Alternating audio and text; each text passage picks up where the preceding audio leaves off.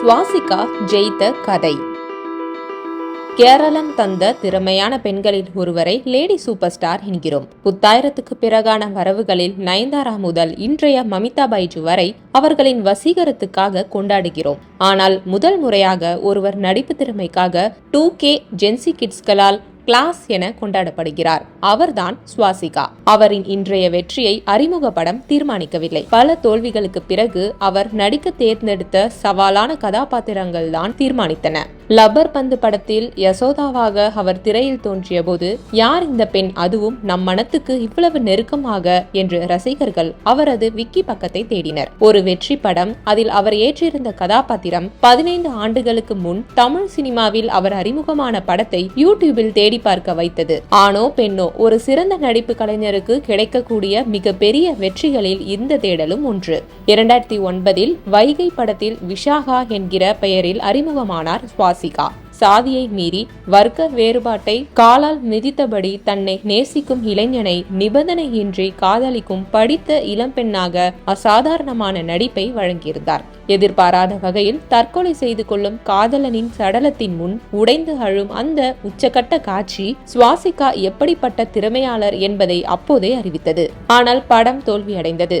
அதைத் தொடர்ந்து கோரிப்பாளையம், மைதானம் ஆகிய 2வது 3வது படங்களிலும் கவனிக்கத்தக்க கதாபாத்திரங்களில் தரமான நடிப்பை கொடுத்தார். மனம் தளராமல் முதல் 3 படங்களிலும் நடித்த சுவாசிகா சென்னையை விட்டு ஓடிவிடவில்லை. திரையரங்கை விட்டு ஓடியதென்னவோ அவர் நடித்த படங்கள் தான்.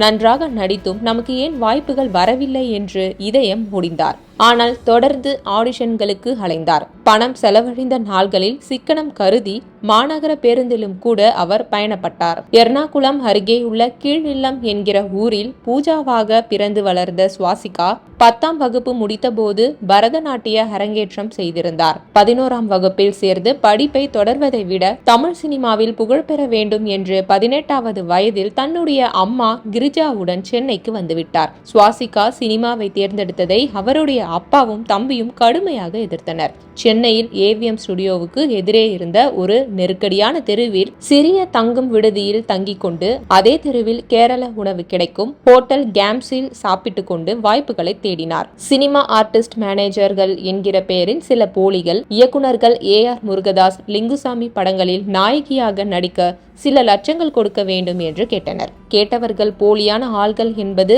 புலப்படாமல் போனதால் பக்ரைன் நாட்டில் கணக்காளராக வேலை செய்து கணவர் விஜயகுமார் அனுப்பும் ஊதியத்தையும் தன் நகைகளை விற்றும் பல லட்சங்களை கொடுத்து மகளை முன்னணி இயக்குனர்களின் படங்களில் நடிக்க வைத்துவிட முயன்றுள்ளார் அவரது அம்மா. ஆனால் பலரும் பணத்துடன் ஓட்டம் எடுத்தனர். அதன் பிறகுதான் அறிமுக இயக்குனர்களின் திறமையை நம்பி ஊதியமே வாங்காமலும் மிக குறைந்த ஊதியத்துக்கும் நடித்து கொடுத்தார் சுவாசிகா. மைதானம் படப்பிடிப்பு முடிந்தபோது இயக்குனர் அகத்தியன், தமிழ் சினிமா ஒரு நாள் உன்னை கொண்டாடும் மகளே என்று வாழ்த்திவிட்டு சென்றிருக்கிறார். அந்த வார்த்தைகள் தீர்க்க தரிசனமாக மாறுவதற்கு காலம் சிறிது அவகாசம் எடுத்துக்கொண்டு காத்திருந்தது. தான் நடித்த படங்கள் ஓடாததால் வாய்ப்புகள் இன்றி மீண்டும் எர்ணாகுளம் திரும்பிய சுவாசிகாவை மலையாள சினிமாவும் 2-3 காட்சிகள் வரும் சின்ன கதாபாத்திரங்களில் வீணடித்தது. ஆனால் சுவாசிகா தளர்ந்து விடவில்லை. 7 ஆண்டுகள் சினிமா வாய்ப்பில்லாமல் இருந்த சுவாசிகாவின் திறமையை மலையாள தொலைக்காட்சி உலகம் கண்டு கொண்டது. சின்ன சின்ன கதாபாத்திரங்கள் வழியாக சீதா என்கிற மெகா தொடரின் நாயகியாக பெரிய அடையாளம் கொடுத்து கேரளத்தின் பட்டி தொட்டி எங்கும் அவரை கொண்டு சேர்த்தது.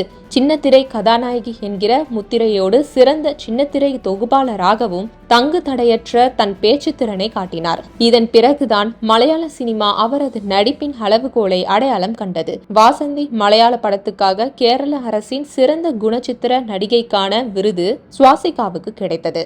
குமரி, சதுரம் போன்ற மலையாள படங்கள் அவரது நடிப்பின் பரந்த எல்லைகளை நிரூபித்தன.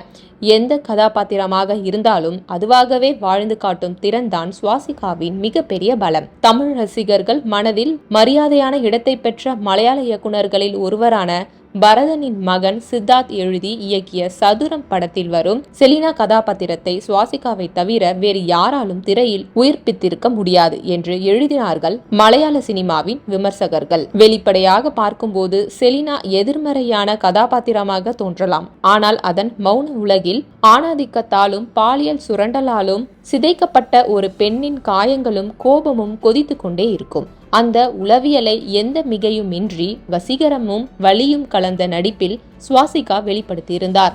ஒரே காட்சிக்குள் மென்மை, மோகனம், வஞ்சகம் என மாறி மாறி வரும் உணர்வுகளை அவர் கையாண்ட விதம் நடிப்பை வெகு இலகுவாக அதே நேரம் நுணுக்கமாக கையாளும் ஒரு கலைஞரால் மட்டுமே சாத்தியமாகும். செலினாவை வெறும் வில்லியாக அல்லாமல் சூழ்நிலைகளால் உடைக்கப்பட்டு பின்னர் தன்னை தானே ஆயுதமாக மாற்றிக்கொண்ட பெண்ணாக சுவாசிகா நம் மனதில் பதிய வைத்து விடுவதை அந்த படத்தை காணும்போது உணரலாம். இதன் பிறகுதான் லப்பர் பந்து தமிழ் சினிமாவில் தாவி வந்து தாக்கியது. யசோதா என்கிற எளிய தலித் பெண்ணாக அவர் நடிக்கவில்லை, வாழ்ந்திருந்தார். வசனங்களால் அல்ல, பார்வைகளால் வாழ்ந்து காட்டிய கதாபாத்திரம். குடும்பத்தின் சுமைகள், விளையாட்டு மீதான கணவனின் பலவீனத்தை கடந்து அவனை ஆட்கொள்ளும் அன்பு, மகளின் எதிர்காலம் குறித்த கவலை என ஓர் ஆதிக்க சாதி கீழ் நடுத்தர வர்க்க குடும்பத்துக்குள் பொறுப்புடன் உழலும் ஓர் உழைக்கும் பெண்ணின் உணர்வுகளை எந்த மிகையுமின்றி வெகு எளிதான உடல் மொழியில் சுவாசிகா வெளிப்படுத்தியிருந்தார். சதுரம் செலினாவும் லப்பர் பந்து படத்தின் யசோதாவும் எதிரெதிர் துருவங்கள் என்றால்,